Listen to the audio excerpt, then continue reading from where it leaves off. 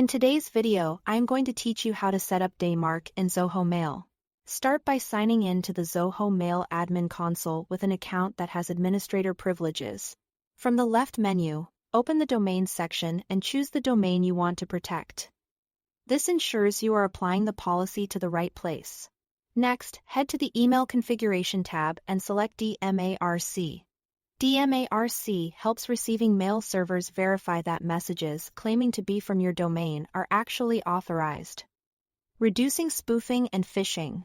You'll see options to define your policy and reporting preferences before generating the record. Under Policy, choose how strict you want to be. The None policy is for monitoring only. It won't block messages, but will give you visibility through reports.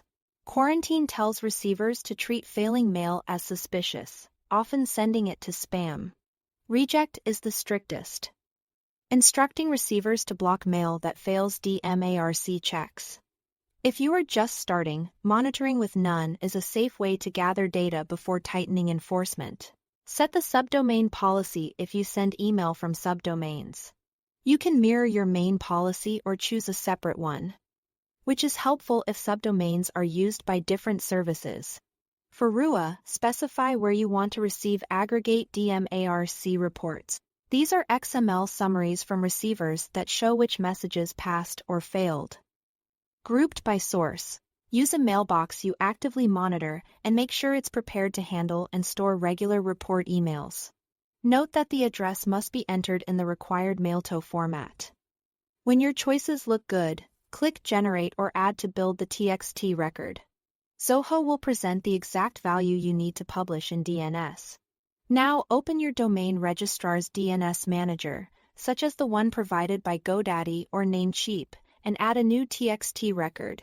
For the host or name, use the DMARC label your provider expects, commonly DMARC, though some require the full label including your domain. For the value, paste the string generated by Zoho exactly as provided, including the version, policy, and reporting tags.